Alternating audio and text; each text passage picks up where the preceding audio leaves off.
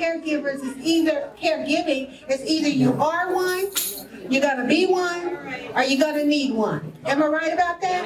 Yes. And so what we have done, we have developed an amazing program that includes workshops and training. We have technology classes coming up. So many things we'll be doing in the community to help you to be successful caregivers. There's such of a thing as successful caregivers and unsuccessful caregivers. AARP shows, listen to me clearly, you're going to need this. AARP shows that 34% of caregivers pass away before the care receivers. Isn't that sad? That the person who has made the sacrifice and who's taken on the role of taking care and being the caregiver pass away and leave the person who they were caring for what? Who's going to take care of them then? So we have our amazing speaker in the house who's going to be coming up shortly, Nadine Roberts, who's going to talk about self-care. She has a story that is so impactful that it breaks your heart, but then it causes you to think about something. If I don't take care of myself, who's going to take care of my loved ones? And so that's what the savvy caregivers are all about. Savvy meaning smart, meaning brilliant, meaning knowing the system, meaning connecting with the people that are in the room so that when you have a need, you know where to go to get the need. It means building your community. That's what savvy means. Because November is National Caregivers Month. Did you guys know that? November is National Caregivers Month. That's why we're doing this today. And so we do have HUMANA, we have People, we have JenCare, we have HealthNutt outside. As Dr. G said, once again, at the end, we're giving away money. So it's important that you visit every vendor table. Is that okay? Okay, we have a network of professionals who work with savvy caregivers. This person who's about to come to you now, this is a treat. He's going to break the ice because it's important. It's so important that you hear this man who's coming. He is a wealth of knowledge. He's a brother. He's a counselor to me. He's a family therapist. And he's the main person who travels with us from church to church, from community center to community center to share the good news of how we can be successful caregivers. So I'm asking you to put your hands together for Dr. Danna Andrus. Right now, he's coming to talk to us. Thank you. Thank you so very much. And of course, my voice travels, and that's good. So even if you all are getting excited because of all the information that you're receiving, I see a lot of people are even excited knowing that I have what I need right in one building. And as a result, all I ask is that people take advantage of this day. Take advantage of all the different tables, because everybody has something to offer. Because this thing that we call getting old or the elderly, we all have to cross this path at some point. Now, whether we like it or not, everybody has to eventually get old. Everybody to the point will have to leave this earth. You know, I never forget something my mother told me. She told me this maybe about a year ago, because she's 86 as of next month. And this is what she said. This is what my mother said. She said, son, always remember, you're going to be an adult once, but you'll be a child twice. Let me say that again. You're going to be an adult once, but a child twice. In other words, when you first come into this world, people, we are all dependent. We need someone to help us. We need someone to feed us. We need someone to clothe us. We need someone to nurture us. But the thing about it is that those needs will be met. But as my mother said, son, if I stay on this earth long enough, just like I gave you nurturing, you're going to have to do the same for me. Just like I changed your diaper, stay with me now, you may have to change mine. And she said, son, because I did it for you, and I did it because it's my role as a mother, I'll see dignity in it if you have to do it for me. Yeah. And you know, that made a whole lot of sense when my mother said that. I never thought of it that way. But the thing about it is that she's 86 years old as of next month. Come on, give my mom a hand, please. Yeah, 86. And she's a mother of 12 children, 12. Wow. 8 boys and 4 girls. I'm the third of the 12. I know. And you know what's interesting about the 12? We would think that because it's 12 of us, we should be able to deal with this thing effectively. But it would have been better if it was just one at this point in my mother's life. Because out of all 12 children, everybody knows out of us 12, we know what's right for mama. We know what's important for mama. We know how to care for mama. But you know what we found out? The ones who's really making all the argument about what they want to do for mama, those are the ones that didn't do anything for mama when there was a chance to. Those are the ones that gave mama the hardest time. So now here it is that she's on the way out. They say, well, I want to do this. No, what you're trying to say is that I want to make up for what I didn't do. That's it. But you see, even my mother, she's missing a beat mentally in terms of her capacity to remember. But mom knows. She knows who loves her, and she knows who doesn't. But I gotta say something else about my mom. Then I'm gonna get into something more practical. Because the speaker, whoever he or she is, please, that person has a wealth of information from what I understand. And that's something you want to stop talking and take notes while she's, or else get your mobile phone up and just put it up there and just tape everything she says. Because he or she is going to be very good at it. My mother now lives in Mississippi, and she lives in the area of Mississippi, somewhat remote, with two of my brothers. And this is interesting because she's out there, she's close to the habitat that she grew up in Warsaw, Virginia. So it's on a farm, there's goats, there's pigs and all that. So she actually feels at home because she feels like she did in her beginnings. So I'm thankful to my two brothers for sacrificing and opening up their homes to accommodate my mother. But this is interesting. Now, during COVID took two of my biological children 9 months apart. I have a 45-year-old special needs daughter that, let's face it, she was a blood type A. She had respiratory problems, and that COVID virus was just a little bit too much. And I raised her all the way till she closed her eyes at age 45. 9 months prior to that, her 38-year-old brother passed. He lived in Virginia with his mother, but the thing about it is that they're both siblings. And it was difficult for me, but the thing about it is that how many people know if it don't kill you, it's going to make it strong? How many people know that God will not put on you no more than what you can bear? How many people know that God knows who to put it on to make an example to everybody else so they can see his glory and see his honor? Come on, give God a hand clap. So I'm just thankful to God for that. But now this is the point I want to make. And if I could just get your attention just for a minute.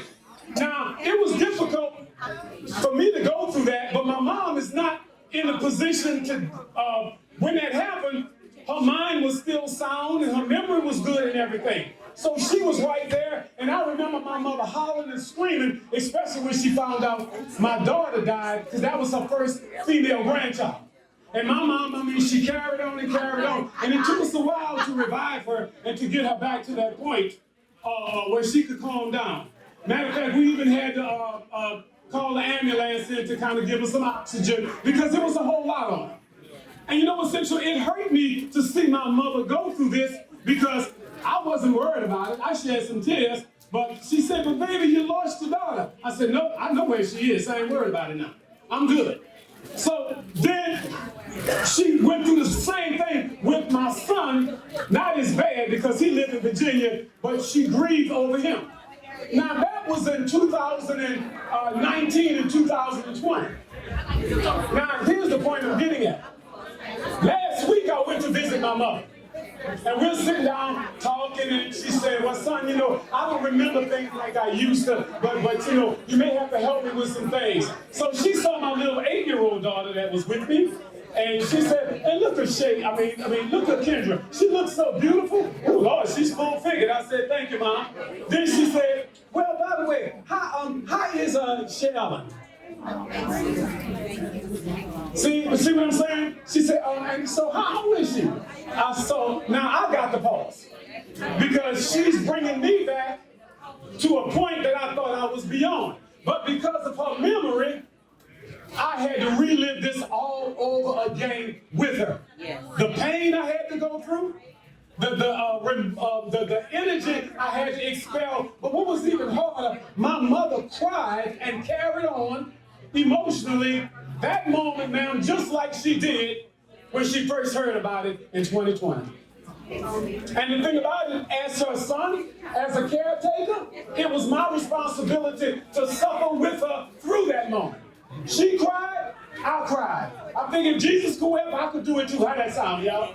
And together, we were able to get through that. And then after we talked about it for a while, and then after we kind of like reminisced and finally my mother was okay, then she said, son, can I ask you a question? I said, what, Mom? She said, how do you get through it?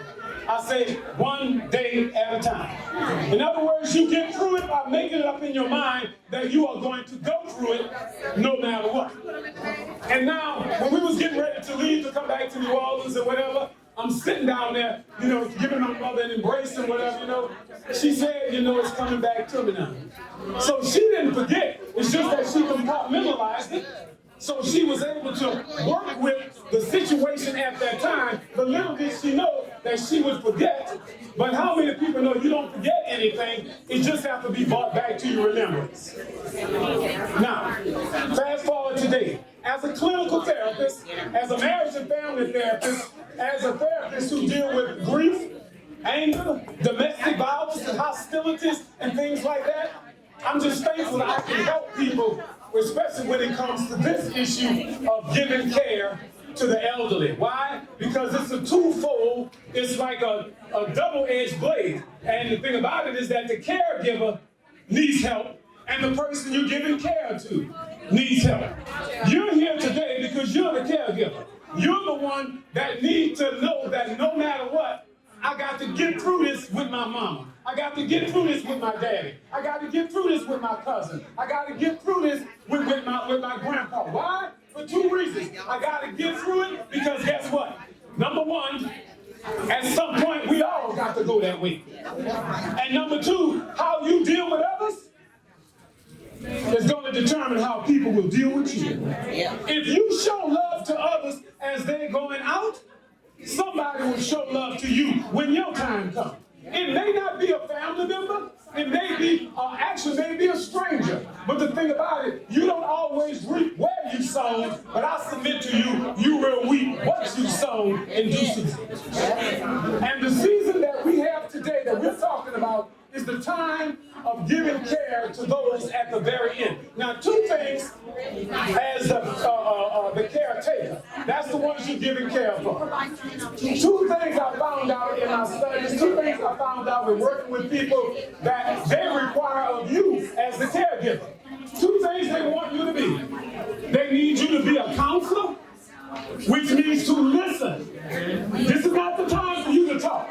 This is the time for you to listen to them. And they may need you to be their priest or their pastor. Let's talk about the counselor first. In other words, there's going to be some things that they need to talk about. And guess what? They're going to go through some stuff about family members. They're going to go through some stuff about you. And the thing about it, you may even be the person that they're using to bounce whatever it is that they have off of that person. So in other words, they may come angry. They may come, as some people say, violent. They may come vicious. But the thing about it, they're coming because they need to get this out. And I ask you as caregivers, be willing to sit there and listen, and please do it non-judgmentally. Yes. Everybody say, don't judge. Come on, don't judge. Because the good book say, judge not, that ye be not judged. Because the manner you judge others, that's the way people are going to judge you. Yep. So when that lady or that man comes to you and they're sitting there telling you, listen, I can't stand what you did. You are low down somebody. You're a rotten MF. And by the way, once they get to that point, they'll start developing language, some attitudes, some adjectives and adverbs you don't think they knew. Oh, they know them. And guess what? They won't have any problem sharing it or telling it to you. But what I would ask all our caregivers who's listening, don't take it personal. Please don't. Because it's not about you. They need to empty this out so they can be a clear vessel because they're on their way. And the thing about it, they need you to listen. They need you to listen attentively, but listen and do not judge. Everybody say, judge not. Judge not. The second thing is, you might have to be a pastor. I don't care if you're a clergy or not. I don't care if you have a license or not. If you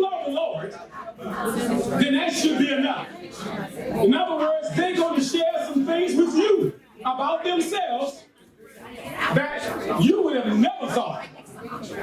But people understand something. When our elderly is in their last days, they want to clear everything out so they can go home free.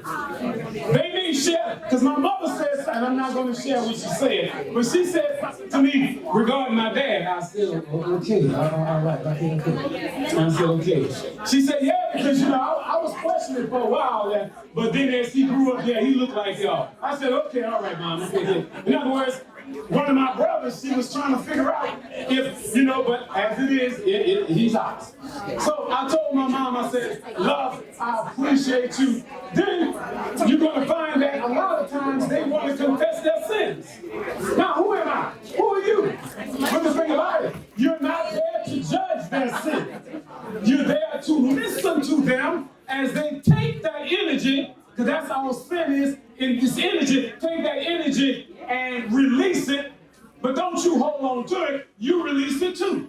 But you be the conduit by which you can grab it and send it where it needs to be, in the sea of forgiveness. People, this thing about giving care is so important. And the reason why I'm so, aggressive about it is because my mother is 86, which means once she leaves, the siblings will next. See, and we think that we're gonna be young all our lives. People, you can hide it, you can cover it, you can color it, you can beat it, kick it, add it, or take it away. But the bottom line is, at some point, it's all going to go away. Y'all being blessed? Come on, give me a hand clap there. I know y'all did this. I know. Let's go. Because now listen, one more thing. Don't forget about our business outside is the ones inside. One more thing. You, the caregivers, you have to take care of you. I think Ms. Cinder said that we find out that a lot of our caregivers end up leaving before those that they're taking care of. Boy, it takes a lot to deal. And the thing about it, the issues that you're going to have is not with the one that you're taking care of. It's going to be other family members who are trying to challenge everything that you do. Yeah. And I know I got a witness in here. Somebody know what I'm talking about. Yeah. It's going to be that one person in the family who's going to get on your last nerve, and you're going to wind up challenging and fighting them back and forth. And as a result, all you want to do is to give the care to the person that needs care, but here it is, you're fighting them. So what am I saying? If you are going to work with the caretakers, first thing you got to do, people, is learn how to breathe. Everybody say breathe. Breathe. Everybody say breathe. Breathe. Let me tell you something, people. The breath is the essence of life. Now watch this, everybody. If you can just look at me for a minute. And I'm easy on the eyes, I already know. Come on, look at me, y'all, for a minute. That's not bad for 67. Come on, give God a hand clap, somebody. That's not bad. And I got an 8-year-old. Come on, give God some hand clap. Yeah, I'm gonna be here. I can't go nowhere. I got to be here. But anyway, let me say this to you. When a person, see, this is what identifies us all. Y'all gotta look at this. This is what identifies us all. When you come into this world as a baby, the first thing you do is say, ah! When you come into this earth, the first thing all of us do is say, ah! That's right. Whether the doctor got to smack you or whether you just come here screaming.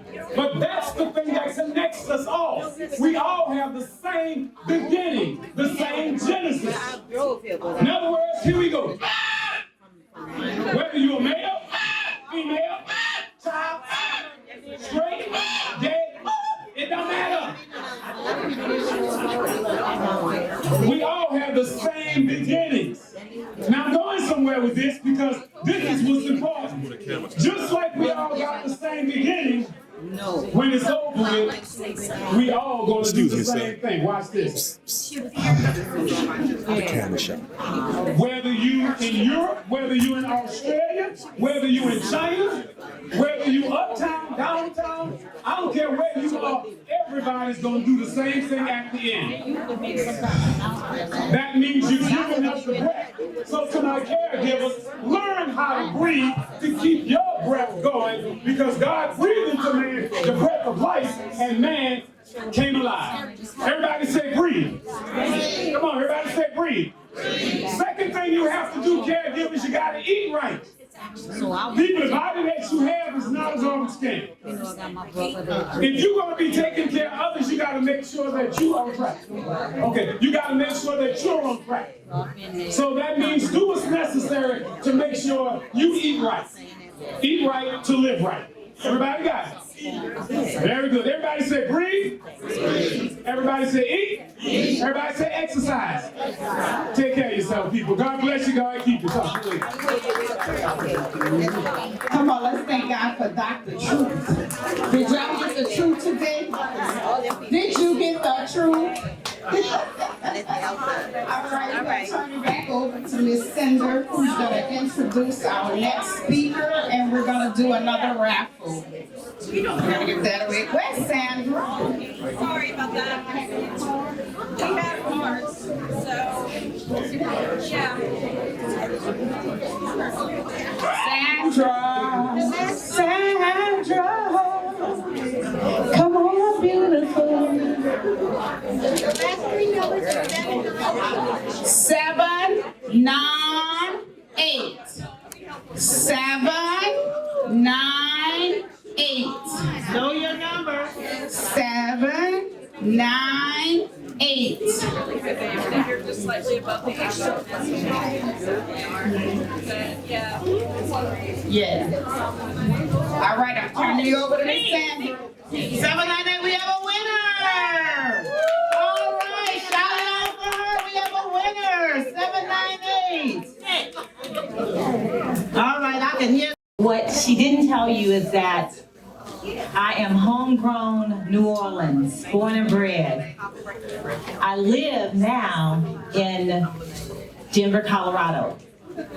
So I hopped on a plane 2 days ago, leaving the snow behind. Very happy to come here, very honored to come here to talk to my people. Okay, so I'm gonna ask a favor. I can't out-talk 20 other people. So I'm just gonna ask for the respect of allowing me to speak to you, because I think that what I have to say is something that you need to hear. So in gratitude and appreciation, I stand here before you as a daughter of New Orleans, a daughter of Elizabeth Vivian St. Cyr Roberts, who has been gone now for 16 years.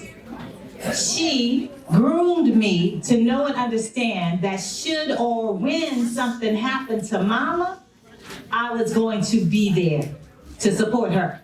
Because back then, that's just how we did family.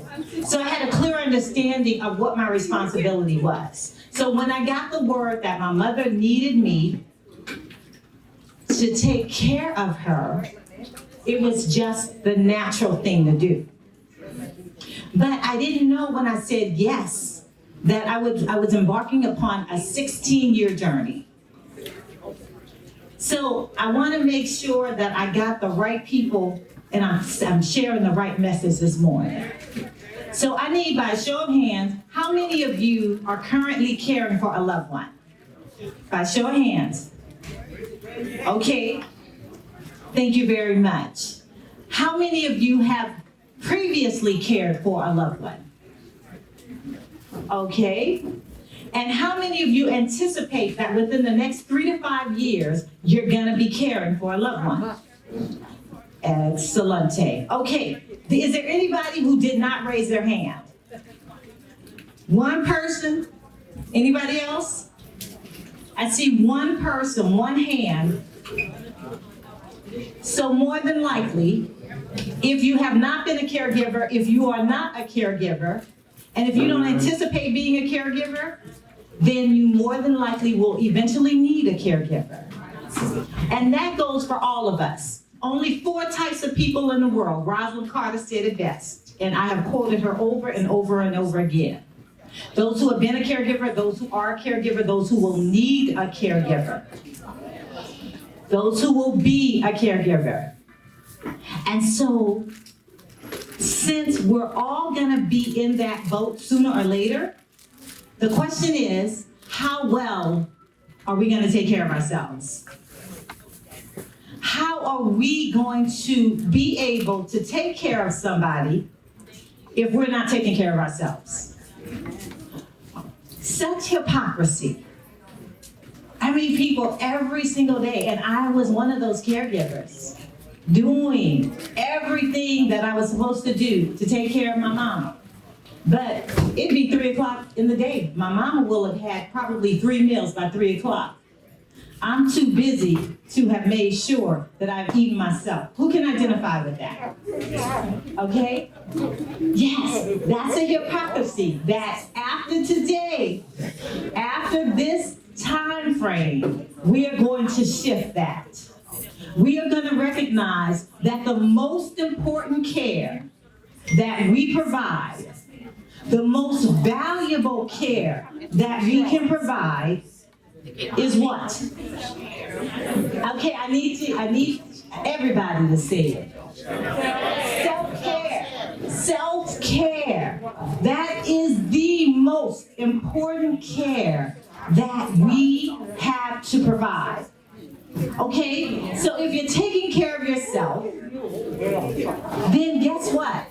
It's a ripple effect that happens. If you're taking care of yourself, you have a better attitude about caring for the person that you're caring for. You have more patience. You have more tolerance. You have more resilience because you recognize that, wow, I've done for me what it is that I need to do. So I'm holding in my hand one of my favorite little tubes. Anybody recognize what this is? I'm going to teach you a few things before we leave today. This is the, let me make sure it's on. It's refusing to do what I paid it to do. It is a no button. N-O. No. No. No to everything else for now, so that I can say yes to me. Yes to taking care of my own needs.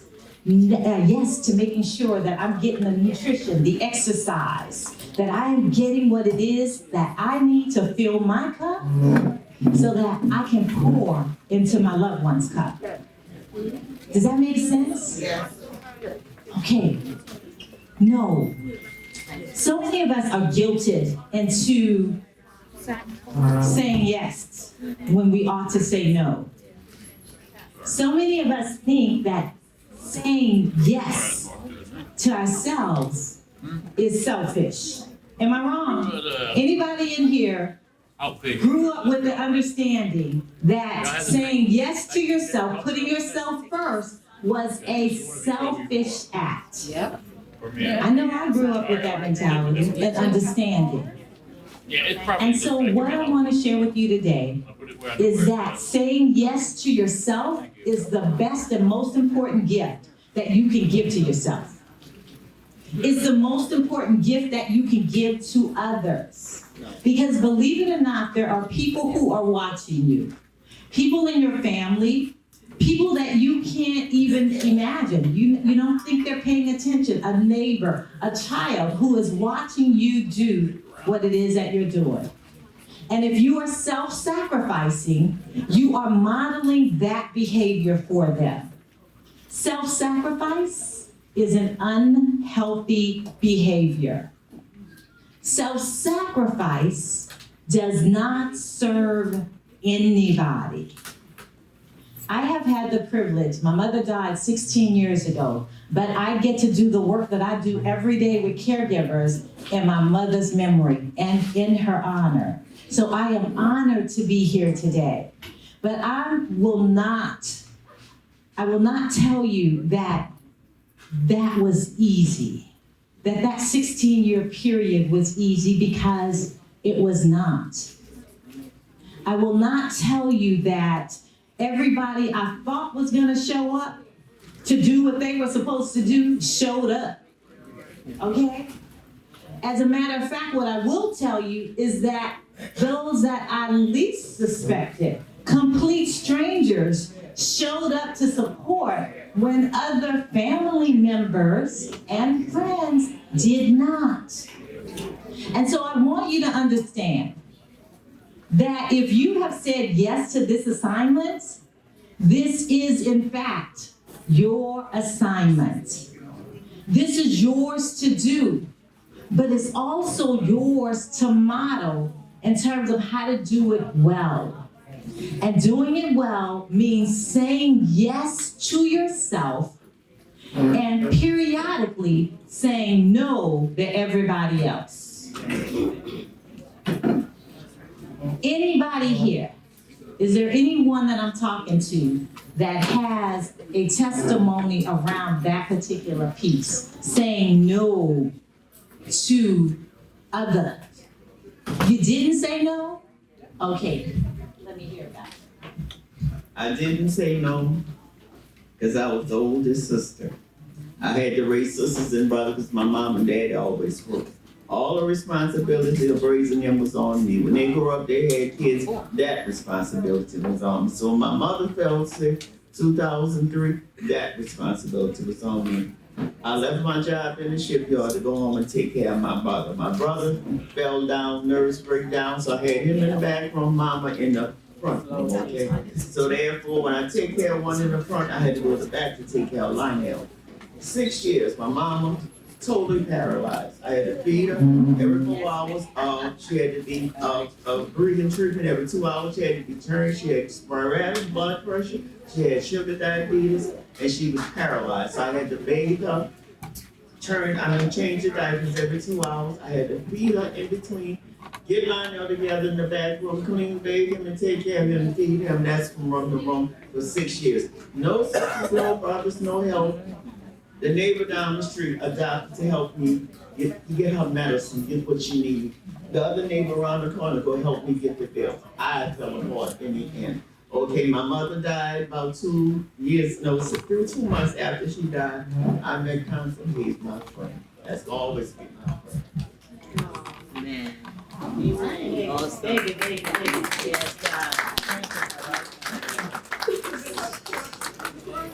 Yes. I lost my mother 3 months before. Okay. And I lost my sister the next year. And I just lost my grandbaby. She was full of blast killing. When they killed the owner and the 11-year-old was my grandbaby. I lost my son in 2021. He got killed the same day my granddaughter got killed 30 years ago, and that was his first granddaughter. So I've been through many storms, but I know God, and I know it's going to be okay. But in the midst, I lost me. So. Okay, all right. But you're here today. We're going to give you a hand, baby. Yeah. We're going to give you a hand. Your story is familiar to so many of us. We can relate to what it is that you have gone through. But I'm here to tell you, you're still here, you're still standing, and now you get the opportunity to make you the #1 priority in your life. Yes. You are. Okay, the #1. How many of you are willing to commit today that even if you have not made yourself the #1 priority in your world, that today you are willing to consider, you are willing to take action to become the #1 priority in your world? Yes. I need a show of hands. How many of you? Because what happens, and I need to stop a second and acknowledge my daddy, my 94-year-old daddy just walked through the door, and I'm so grateful. And his beautiful wife, my stepmom, Connie, is here as well. She is a caregiver to my dad as well as her sister. And I'm so glad she's here because she's one of the very important people in my life, along with my sister cousin, who is here as well, who this message is being tailored to. The message of making yourself a priority so that you can be here to continue to take care of those you love. But taking care of yourself first and foremost is non-negotiable. It's non-negotiable, guys. So about 6 or 7 years after making the commitment to do this work, I got tired. The way that you get tired as a professional every day, talking to, walking with, and supporting those who are doing this work. But in my exhaustion, I had to ask myself, what is my why? Why are you doing this work? I felt like I had paid penance after 5 years. The things that I had gotten wrong in terms of caring for my mom, I was now able to work with other caregivers to support them and help them travel a road that I had traversed. My answer to my why was then, and it continues to be, I do this work because I do not want to see caregivers dying before the people they are caring for. In my first 5 years of doing this work, I had 7 caregivers die. I stopped keeping count, but I can tell you on this past Monday, I hosted a memorial service virtually for one of my caregivers who had passed away very suddenly, massive heart attack. And so it continues to be my why. I do not believe that it is God's design for you to give of yourself, take care of others, neglect yourself while you are taking care of, or in the name of caring for others, you neglect yourself and you are gone. Guess what? The sacrifices for yourself that you refuse to make because you didn't think somebody else would do it, if you're gone, guess what? Somebody else is going to do it anyway. And so I challenge each of you to reconsider, reconstruct your idea of what caring should look like. Caring should look like, I am scheduling me on my calendar. I show color-coded calendars to my caregivers. And I tell them, what is your favorite color? Mine is red.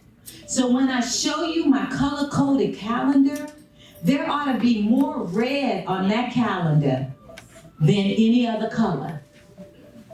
That is my reminder that I am remembering to make me the priority in my world. My red is my prayer time. My red is my meditation time. My red is my reading time. My red is going out with my girls time. My red is date night time. Everything, and workouts. My red is my workout time. Everything that is important to me is on my color-coded calendar. There's yellow, pinks, greens, blues. Green and blue, that's work. So there's a lot of green and blue, but there is more red. Because every day I have got to remember that I am the greatest priority, that I am the most important person in my life. And so I am going to choose, and it is a choice, I'm going to choose to take care of me. I'm going to choose to take care of me so that I've got what I need so I can take care of the people that I love. Even if you're providing 24/7 care, and I know there are some of you that are doing that, scheduling yourself and making yourself the number one priority is the most important thing that you can possibly do. Who's got a problem with that? Who's got a problem with that and willing to say something about it? Okay, I'm running to the back. Challenge. Who's challenged with it? You challenged with it? This is my beautiful niece Mia. Yeah. Yes to everything. If you need me to go, I'm gonna go. If you need me to do it, I'll do it. And I know that there's other people that can, but they won't. So I just do it for anybody. So we fall into that trap. Thank you, Mia. We fall into that trap because we are the ones that show up. We're the ones that are responsible and accountable. So here's what I found out after my mom passed. I have 5 siblings, but I too felt like an only child a lot of times. What I found out was that as a caregiver, I had expectations that were unrealistic for my family members. I had a standard of care that I required that was indeed unrealistic. I didn't know it then, but I wanted things done a certain way. I wanted a clone of me. I didn't understand until my journey was over that nobody could do what I do because I'm a me. I'm an individual. Everybody else is an individual as well. I did not respect their right to take care of mama in their own way. I dictated, I had a three-page deal that they had to read if they were gonna sit with their mama. I had the diet. No, you can't give her this, you can't give her that. I restricted so many things. I required, and I had an unrealistic expectation. And with that unrealistic expectation, I alienated the very people that I needed to help. I didn't know that that's what I was doing, but that's what I was doing. Anybody else in here can relate to that? You got a standard. I want you to do it like this, right? That's unrealistic. Ultimately, what I came to understand was that my siblings needed to show up in the manner in which they showed up, even if I didn't think that was in my mama's best interest, because those were her children too. She had cultivated those relationships, and she had every right to have those relationships, healthy and unhealthy, without me serving as judge and jury. High expectations is a good thing to have. Unrealistic expectations isolate you. Other people will show up, and sometimes they show out, but they will show up if you allow them to, if you ask them to, if you hold an expectation for them to show up. If the expectation is that they're not, then more than likely they won't. People will rise to whatever the occasion is. And so I invite you to reconsider those relationships and how you are asking people to show up. H-E-L-P, help, help, help. How many of you know how to ask for help? Okay, good, good. That was a very few hands. Most of us know how to ask, but we don't ask. We don't ask because we're afraid of what we're gonna hear. But here's the deal. If you plant the seed asking for the help and the support, you are more likely to get that help and support, and you're likely to get it from sources that you did not consider. A complete stranger can be a help to you. A neighbor, or a friend that you haven't seen in a long time can be a help or a support to you. There are resources that are available. How many of you are willing to tap into the resources that are available?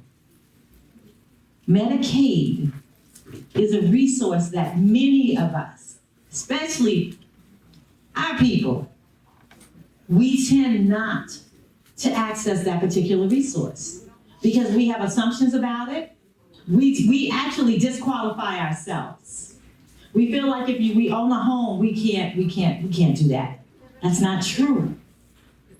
But so many of us don't understand, we don't know, and we won't go through the process. Question. So that's just it. You don't know that you don't qualify. You know, okay, you're absolutely certain. Okay. So if you do not qualify, okay, she said because she works over income, okay? So here's the deal.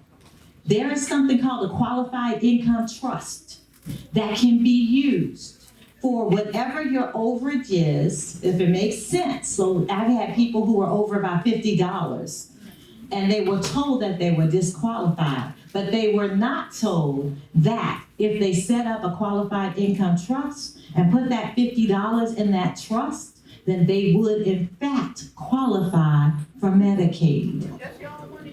Yes, it's money that you're using, but if it means that you're gonna get $3,000 a month in services, then that $50 is worth it. It's a give and take, right? It's a give and take. It's called a qualified, QIT, Qualified Income Trust, okay? So it's really important that we question the system, that we ask questions, and when you don't know what you don't know, because in this caregiving journey, there is so much that we don't know, it's important to ask. Oh, and they're always gonna tell you that. They're always gonna tell you no is the default. So one of the things that I do in the work that I do every single day is I teach caregivers to expect the no. Because if you expect the no, then you're not surprised by it. And the day y'all gonna remember, Nadine told us to expect the no. And expecting that no, it's like, okay, what's next? How do I appeal this? Appeal is the most important word that you need to know as an advocate. Because you as a caregiver are an advocate for your loved one.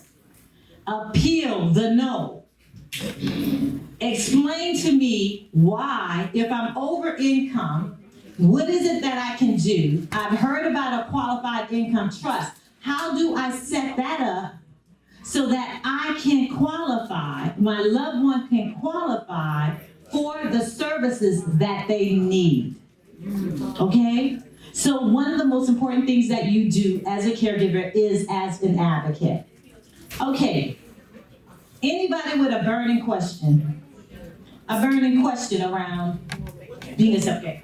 Just saying, who do you go to for that? Right. So she asked, who do you go to for that? Excuse me, Nadine. Yes. I'm a mobile notary and I can help set up the qualified income trust. Oh, really? Girl. I'm Raquel Thickpen. I'm a mobile notary, and I can help you set up a qualified income trust. Okay. Thank you, Raquel. Wow. Thank you. You gotta ask. Hey, Raquel. You gotta recognize that the system is designed to tell you no first and foremost. You're gonna hear the no. And those who are gonna move past that are those who recognize that and are willing to push past it. So she simply asked the question, how do we do it? Okay, I was getting ready to tell you, y'all can call me. I'm in Colorado, but I do a lot of work across the country. So I will find the support system that you need. There are people who specialize in supporting individuals with Medicaid application, and some of them charge a lot of money. It does not have to cost a lot of money. Setting up a qualified income trust is something that can be done pretty easily. And you might have to pay a couple $100s, but you can get that done. And you have that qualified income trust, and all of a sudden you're now eligible for something that you didn't believe you were eligible for, because home ownership does not disqualify you. It is basically the income, and most people tend to be over the income. Unfortunately, I know people who are worth millions, who have set up trusts, who have no assets, and so because they have no assets to show, they are taking advantage of a system that they often denigrate. Okay? Alrighty, so self-care. Any other questions around how do we manage to take care of ourselves? How do we push past all of the emotion around believing that it really is righteous to take care of others before we take care of ourselves? Anybody? Okay, who's committed? Who's committed? I see that hand that's just going up like that. What do you do when you're guilted by family for your self-care and being told you're being selfish? Ooh, that word, guilt, G-U-I-L-T. It's not a 4-letter word, it's a 5-letter word. And a lot of us have issues with guilt because we have been conditioned to believe that not putting ourselves first is not what we should do. So guilt, we've been guilted into it. How many of us identify with that whole guilt syndrome? Show of hands, please. Who can identify with the guilt syndrome? Okay, we got a few people that can identify with that. So guilt is an imposter. Guilt is not your truth. Guilt is somebody else's truth. Somebody else's expectation of who you are and how you are to show up. That, my dear, is what you get to define. And you get to bless and release. That's a term I use a lot. Bless and release what does not serve you. Guilt does not serve you. When you show up every day to do what it is that you can do, that you are able to do, and somebody else has an issue with it, that is really them reflecting their own issues onto you. Okay? So how many of you are willing to bless and release guilt? Bless and release it. Bless and release the guilt. Bless and release the individual who is attempting to guilt you. Be real curious. Are each of those individuals who are throwing the guilt trip, are they supporting? Are they showing up? Are they doing what it is that they ought to be doing? Oftentimes they are not. They are not. All righty. So in closing, I want you to make one commitment to yourself. One commitment as of today that you are willing to do for yourself. The one thing you're willing to put on the calendar that's non-negotiable for you. That one thing today. And self-care looks different to everybody. So let me see, at this table, what do we have? What are we willing to commit to doing today? That's going to be your self-care. Yes. I think our self-care, because like the lady said about guilt, you should let them put guilt on you, you know. You have to take care of yourself, you should take care of someone else. And I'm at the stage where I'm 74 years old, and I did a lot of things. You know, and to me, this is my turn. My turn to take care of me, have fun, enjoy myself, and that's what I like, and be peaceful. I like to live in peace. Every day. Every day. Every day. All right. Thank you, darling. Thank you. Okay, over here. What commitment are you willing to make today? I'm gonna put some bread on my calendar. That's your favorite color? That's your favorite color. Did y'all hear what she said? She's gonna put some red, because red is her favorite color. She's gonna put some red on her calendar. All right, I want you to make sure you have my contact information, but I want to see pictures of your calendar. Okay, I love it. Okay, over here, what do we have? Anybody willing to make a commitment as of today? I will find out about the QIT. All right. Okay, all right, I love it. I love it. Anybody else? Commitment to yourself. Okay. I've learned how to love myself now, and I do like red now. Okay, she do a lot of red, so she putting red on her calendar too. Okay, over here, a commitment to yourself. To walk and exercise. And what's your color gonna be on your calendar? She's gonna put orange on her calendar. Awesome, I love it, I love it. Sir, anything? I go to the gym. Like you go to the gym, all right, all right. And that's every day. Every day, all right, okay. Over here, non-negotiable. What's the thing that you're willing to commit to doing for yourself today? Take care of myself. How you gonna do that? And I don't have a heart problem, so I gotta take care of myself. All my life. All right. Anybody else? Anybody else? Okay, all right. Okay. This is my family table over here, y'all.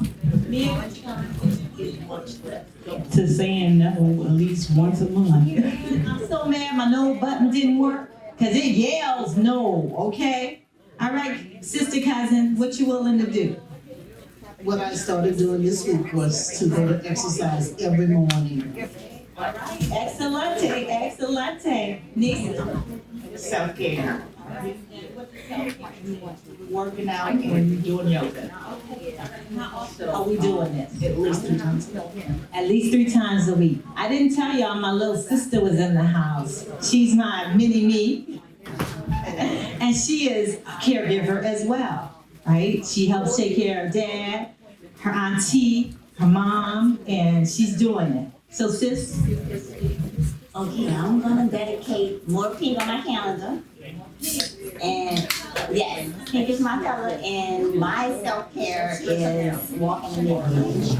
Just taking some time away from everything and walk. Yep. Girl trick. All right now. Okay. Stepmama Connie. I'm putting you on blast. Okay. I don't have, well, my favorite color is purple. Okay. So I'm gonna commit to 1 day a week to get out of the house. Okay. 1 day a week to get out of the house. Okay. I have to start slow. Okay. Are we starting? That's starting today. Getting out of the house. Okay. All right. Okay. Over here, table. What are we willing to commit to? Better quality sleep. Okay. How we gonna do that? That's a really important one. Saying no to something. Saying no. They know to something so that she can experience a better quality of sleep. Beautiful. Thank you, babe. Anybody over here committing to self-care? And what is that gonna look like? Okay, she said something. I'm gonna do self-care, get back to eating less meat, doing more vegetables and salad. All right, anybody on that train? Eating better, eating healthier.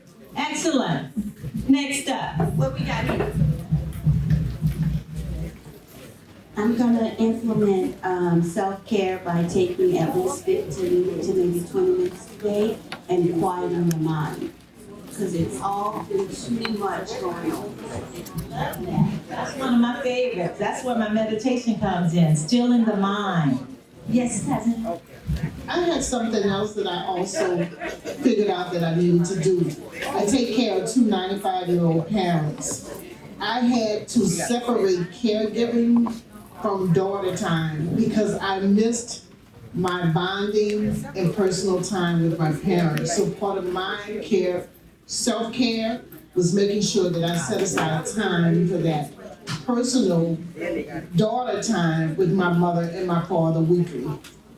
She's learned well. I got to teach her that one. Okay, so the concept of making sure that you are in relationship with the person that you're caring for. Sometimes we can be so overwhelmed by the caregiving responsibility, we forget that we have a relationship to maintain, to nurture, right? So for me, it was the daughter-mama relationship. I was so busy trying to be super caregiver that my mama wanted her daughter to show up. She couldn't stand that caregiver after a while because I was strict.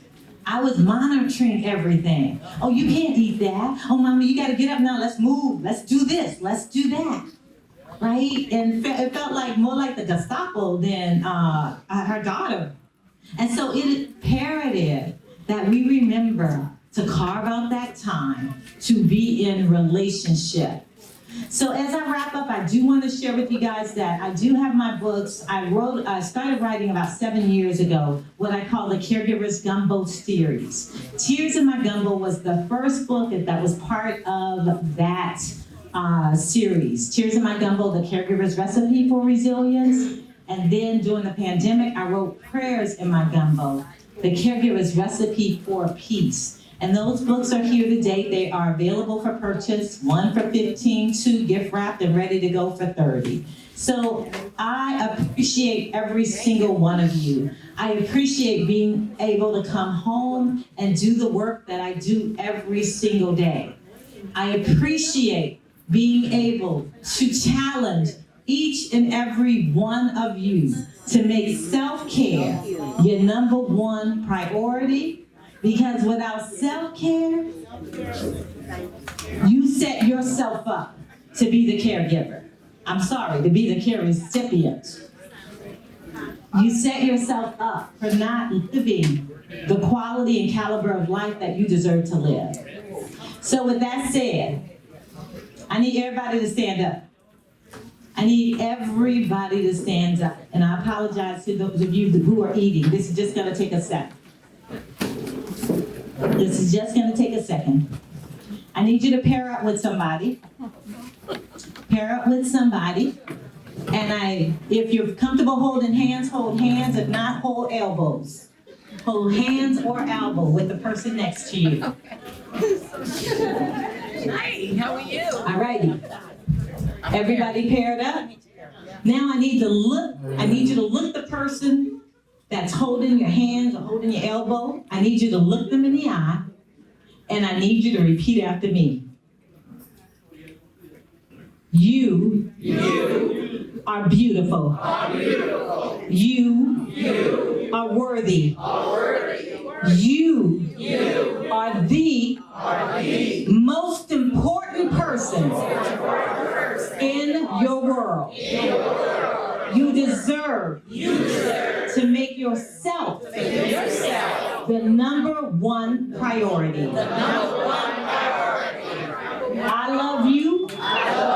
You love me. We're a happy family. That's it. Thank you guys so very much.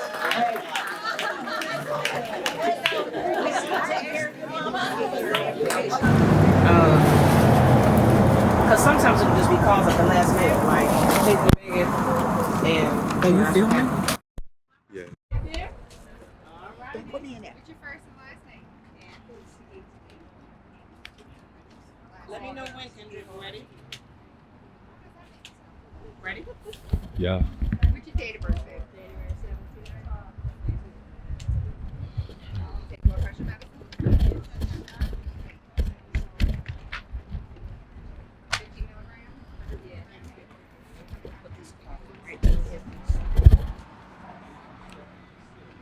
Hey, honey. How are you?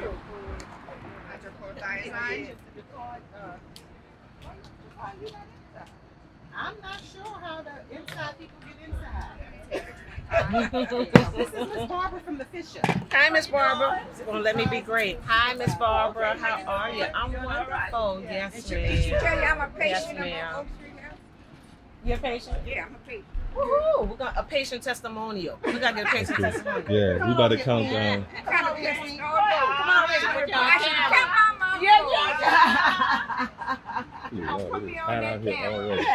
Yeah, absolutely. All right. What's your name? My name is Mary. Mary. We ready to roll. We're ready to roll. Ready? You ready to roll? Cool. I want you to just be Cool, good. cool. Well, let's ready? I like the. All right. We'll count down 136 over 68. in 5, 4, 3. Hello, everybody. It's Rosalind with OakStreet Health. We are so excited today to be sharing with all the wonderful seniors at the Super Senior Fest.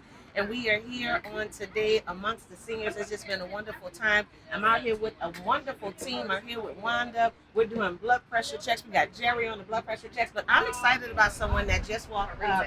And this is Miss Mary, who is actually one of our patients. So I just want to ask Miss Mary just, what is it that drew you to OakStreet Health? What is it that you like about OakStreet Health? Well, I like about it that first of all, you have transportation. Transportation. Which is very important to me because I don't know how to drive and never did. And I also like the friendliness of everybody. Everybody is real friendly and courteous and nice. And Who's your provider? my provider is Janelle Ism. Shout out to Janelle. Yeah, she's my provider. Very nice, very thorough. Yes, and Wonderful. And very good. So Ms. Mary just said a couple of things. So we are OakStreet Health Primary Care for adults on Medicare. We actually have 4 locations in the area. We have Terrytown, which is where Ms. Mary is. Yes, We also have Gentilly. We have Metairie on Airline. All right, come on for the Metairie crew. And we're so excited. We also have South Claiborne. So again, just a few things. Ms. Mary said we do offer transportation.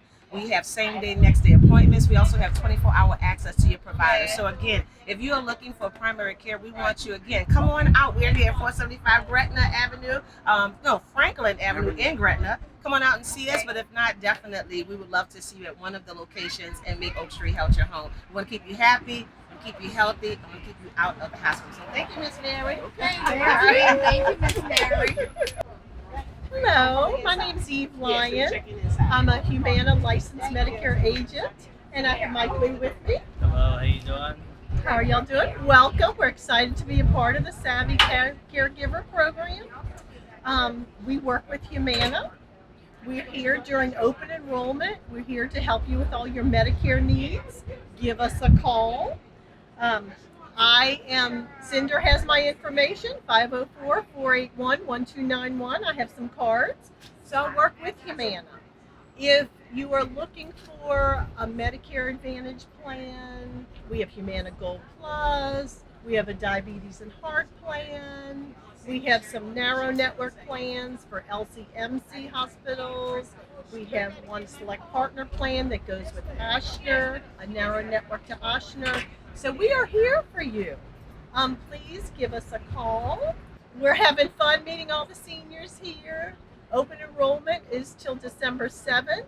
So give us a call. We can review your plans. We can talk to you about our HUMANA plans. If you have another carrier, if you're aging into Medicare, turning 65, we can help with that too. We're Medicare experts. All right, thanks a lot.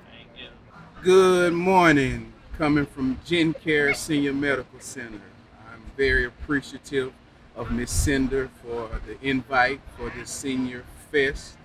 If you all do not know what JenCare is, we are preventative care, primary care for seniors.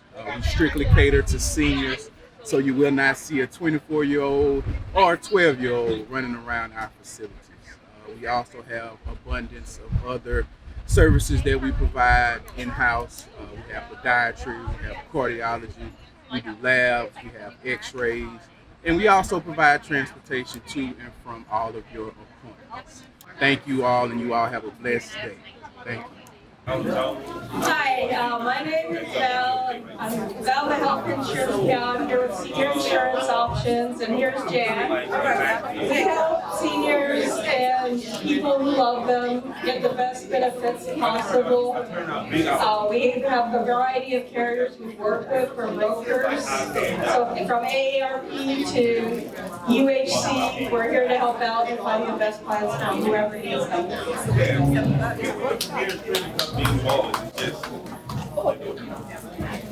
All right, thanks so much for that. Good morning, or is it good afternoon? Good afternoon. First of all, I would like to say that I have enjoyed the time that we've been here with you guys today.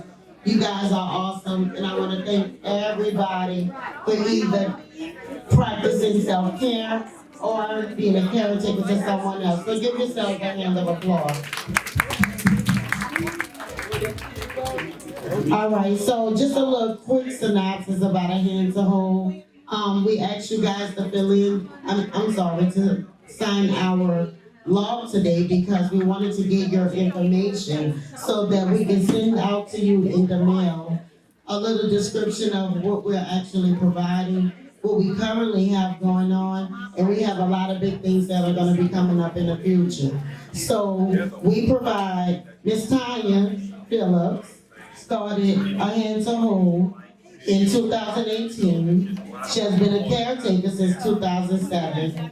And I can remember when I ran into Miss Tanya, she said, I've always wanted to do something where I can make a difference. And a hand to hold makes a difference, guys.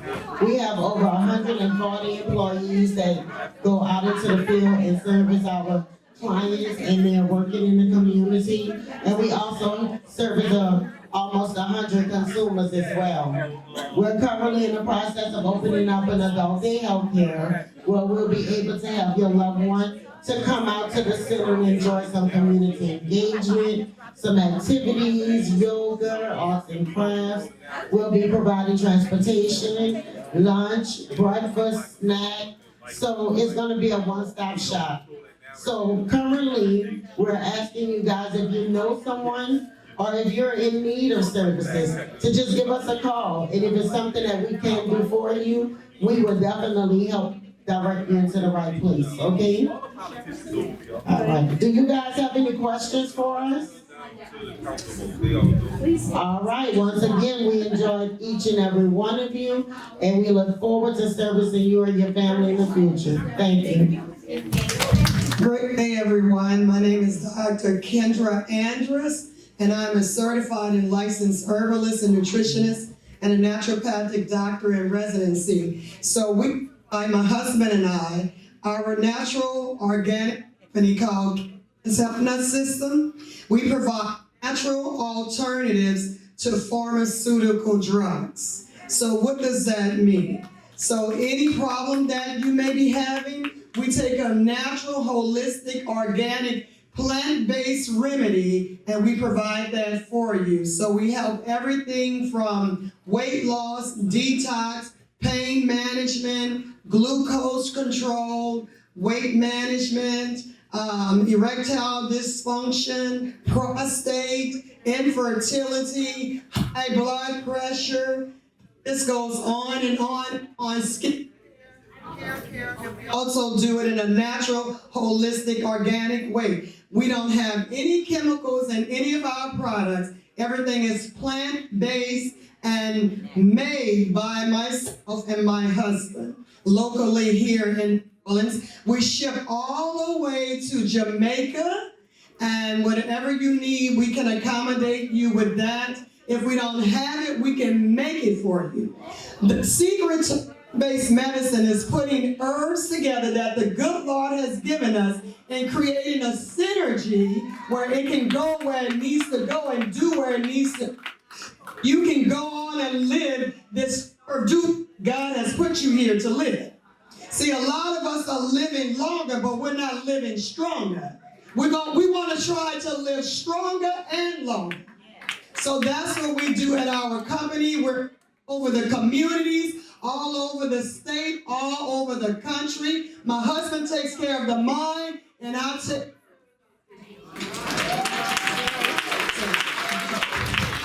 Want to give her a shout out. Her desserts taste like Supreme, but they're healthy. I just ate a half a brownie and I'm full.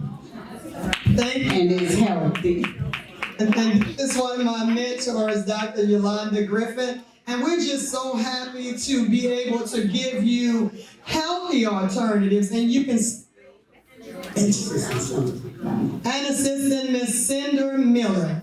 Okay, and I'm gonna give my husband the mic at this time so he can talk more about what it is that we do, the still body. No, you all heard me already this morning. Come on, give my wife a hand clap. Isn't she wonderful?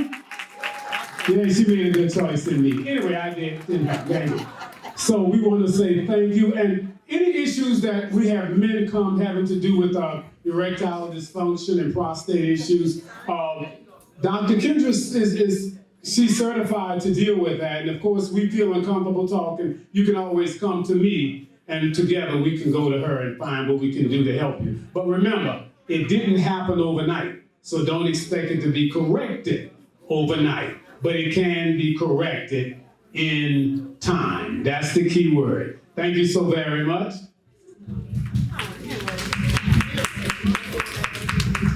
Good afternoon. Good afternoon. How is everyone? Isn't this beautiful? This is so awesome. awesome. My name is Angie Brown. I'm the Chief Impact Officer with Inclusive Care. Anyone ever heard of Inclusive Care?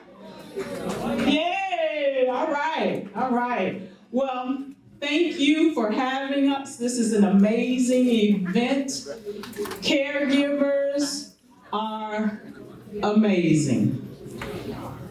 And we want to be here for you, as well as for those who you are caring for.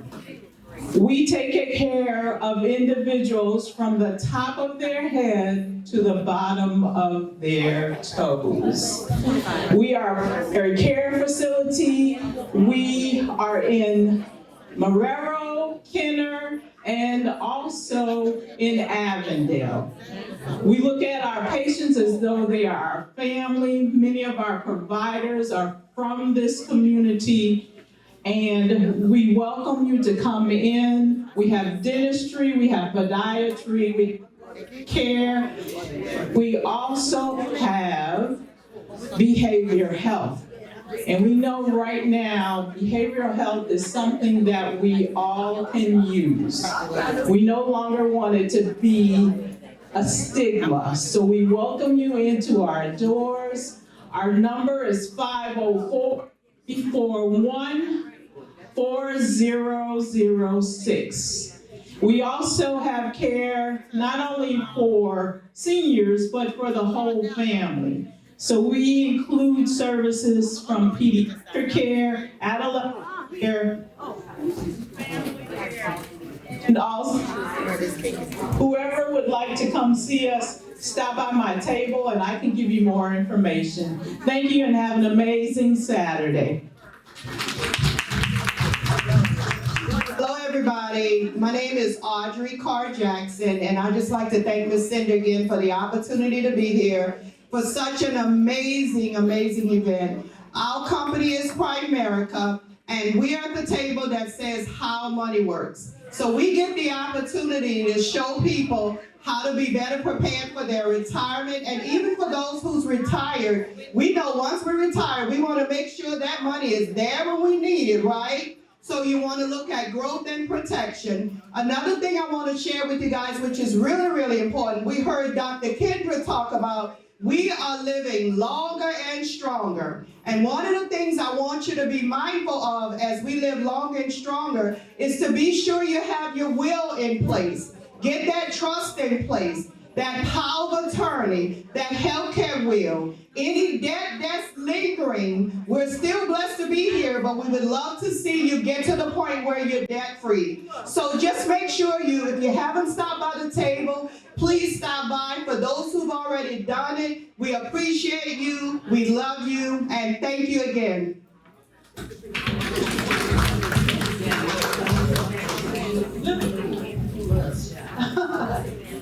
Good afternoon, all.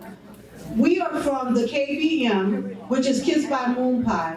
We want to first thank you, caregivers, for the attention and the concern and careness that you're giving to the elderly and members of your family. We represent you on another side. We are an online fashion boutique, and we're here to serve you, how about this, from the neck to the wrist, and sometimes to the bottom. But we asked that you stop by the table because we were not only anointed to come here, but we were asked to come. And we're enjoying all the facilities and meeting all the different industries that is providing health care for seniors. And with that being said, that is a blessing in itself. So when the caregivers need a moment to take a breath, remember KBM. Kiss by Moon Pie, and we will help accessorize you and dress you to be your best.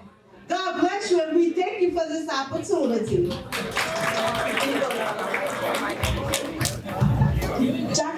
Dr. Malcolm Armstrong with MVP Mandeville Pharmacy.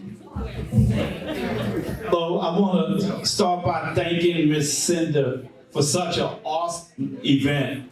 But I want to share a story with you about a local guy who I love so much, and we were mentoring young men before COVID at Berman. And he was the lawyer for these little boys when stuff happened at school. And his name is Larry Hammond. He was King Zulu and he died of COVID because we didn't have a vaccine at that time, remember? So I totally get people's vaccine hesitancy, but you got to be realistic. I lost a cousin to polio way back when. If we had had the polio vaccine, my cousin would still be living. I would never give you something I don't believe in. Raise your hand if you took a flu shot and you felt a little ill after the flu shot. Just raise your hand. I want to explain to you what happened. See, nobody takes time to explain to you what happened when it happened. No, we didn't give you the flu. I want you to imagine we're going to prepare your burglar system at your house for when a burglar comes. So what we do, we send a harmless little kid through the window, right, to see if your alarms go off. And if we know your alarm picks up that kid, then you're protected. Well, what happened to you, because possibly your immune system is such good shape, you saw that kid and alarms went off. The police was called, everything just started blaring. What it was, the fever came to protect you. Chemicals start moving toward the infection site, and it lasted a day or two. A complete flu would last 7 to 10 days. What you had, your immune system recognized that inactive virus and started sending off alarms. That's the only thing happened to you. But it's very important. Larry Hammond would be here with us today. I've had several people, I went to bury a cousin during COVID, and the lady was on the ground crying at professional. And I picked her up and I say, ma'am, what's wrong? She said, I was coming to bury my sister, and they just called me and told me my mother died. So I was begging God for something to do to help us out this crisis. And his answer to me was the vaccine. I've done 700 vaccines in people's homes or on ships. I was the premier vaccinator for all the ships coming to our territory. So at night when I got off, I would do 40 or 50 vaccines for Filipinos, Ukrainians, and Russians. But I believe in this. I believe in protecting our seniors right now. We did 13 vaccines today. So I'm very proud about that because we protected people from RSV, which is a very dangerous lung disease for seniors and infants. But I want to thank Ms. Cinder and thank you for the opportunity to come here and protect our seniors. And one last thing, I got a 93-year-old dad who I love to go gamble on football with on Sundays. Wouldn't it be a nightmare if I brought him COVID? Wouldn't it be a nightmare if I brought him the flu? Wouldn't it be a nightmare if I brought him RSV? So as caretakers, you are obligated to protect yourself, protect your patient. Thank you, and I love you guys. Thank you, Mr. Malcolm. We have Councilman Rudy Smith here, who is amazing. Who's amazing. He really supported this event, and we just want him to, he's busy, he has to leave, but we want to hear from Councilman Rudy Smith. Give him a hand, you guys. Thank you. It's a pleasure being here tonight, and I want to welcome you all to City of Gretna. This is awesome. I'm really blown away about this event, and it just shows an interest in caretaking, which is important to me, and I guess is important to a lot of people here, particularly if you have elderly people in your family and have people that are sick. Caregiving or caregiving is essential, okay? And it's part of the thing that you have to have a relationship. I think a relationship is the essence of life. Relationship with your family, a relationship with your friends and also relationship with God. These are essential parts of life. I hear a lot about Medicare. Well, I'm struggling with Medicare too. I'm trying to figure out what I'm gonna sign up for. And I tell you, it's complicated. It's really complicated. So you have to know what you're signing up for. You make sure that it covers you for whatever you have, or if you have some particular ailment or something that needs special attention, you need to make sure that that policy covers you. So in essence, you need to be able to get an advisor, not a seller. You want an advisor, somebody that can advise you to help you make the proper selection on your Medicare plans. Because obviously, if you make the wrong plan, it doesn't cover you, it may cost you a substantial amount of money for whatever you have. So in essence, I'm not gonna keep you. Again, I appreciate you coming out, and I'd like to welcome you all to the city of Gretna. Thank you very much.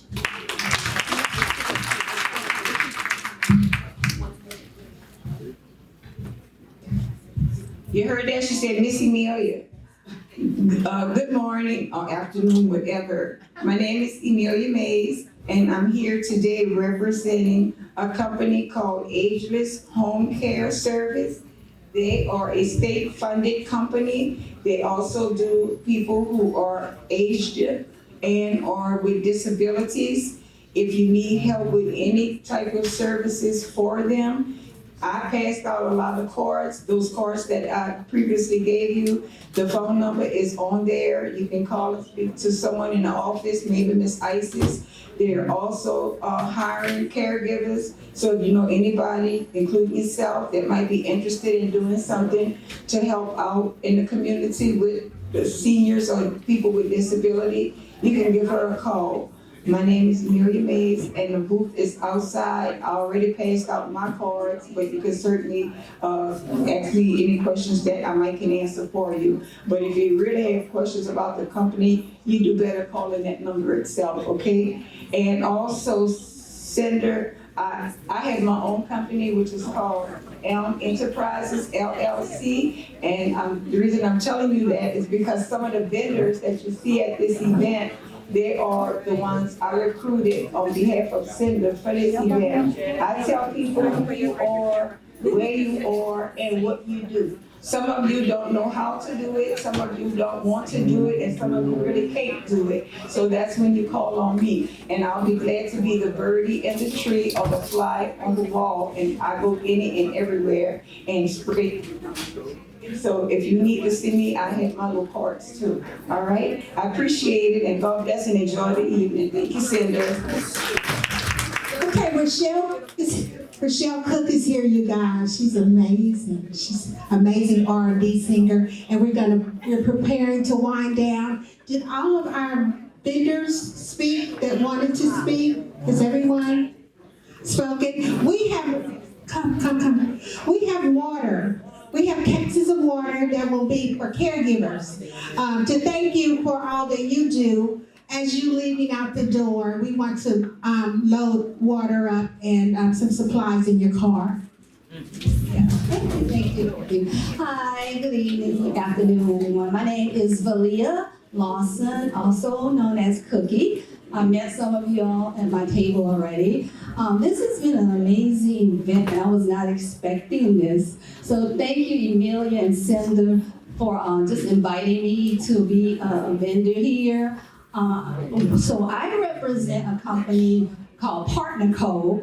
And I know smoke of Nomi Juice. Have anyone heard of Nomi Juice? Years ago, it was very popular. So Nomi is back, okay? Nomi is back. And this company, the guy that started the company actually 25 years ago, went to Tahiti and found this plant called Morinda citrifolia, and it's also called noni. So they extracted the juice from this plant, and now they added grapes and blueberries to it. So it's just 3 ingredients, but it is a super juice. It's a miracle. That's what everybody's saying, because there are thousands and thousands of testimonies proven that it works. I can't make any medical claims because it's an all-natural product. I can relate to Dr. Kendra, what she was saying. I'm a pharmacy technician at trade. I've been doing that for 36 years, but I'm an entrepreneur at heart, and I'm all about all natural. Always been that way. I've always tried a natural product. And when I came across Nomi and the company, I did research and saw all the testimonies, the before and after pictures, and just, it is amazing, y'all. So I'm representing Nomi and about 140 other natural products as well. You can come to my table. I have some Nomi lemonade over there. That's my daughter. Yeah. So yes, I have cards I can give you. You can check out my website. But we are all about all natural products, getting people off of those, all the drugs. Like I said, I work in a hospital pharmacy, and I'm meeting people all the time, every day, that are on 10 and 20 medications. And some medications, you have to take medicines to combat what the side effect of another medication. So we want you to be healthy on natural products. Okay, so come see over there information. Thank you so much for the event. Hi everyone. My name is Christine Penn. I want to thank Ms. Cinder for having me on today. So guys, let me just say this to you guys. You can have a product, but you needed marketing, right? Well, I'm your two-go girl. I have a podcast that comes live every Monday night on Facebook called The Women of Significance Show.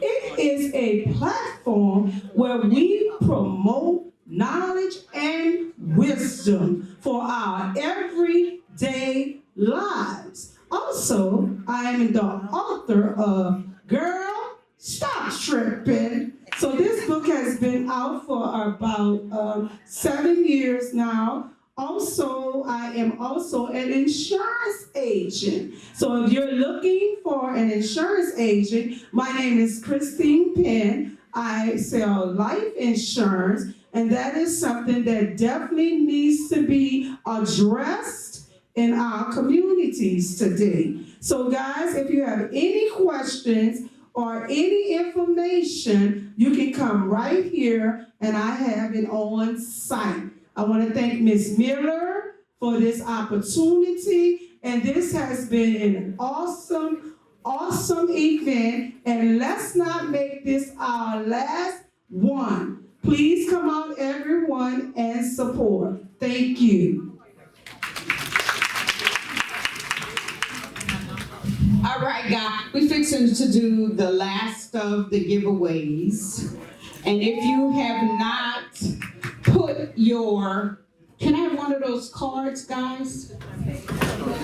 Yes, ma'am. I'm sorry, we're getting ready, we're winding down now. You guys, Rochelle is here, but look you guys, look at this. Look at this.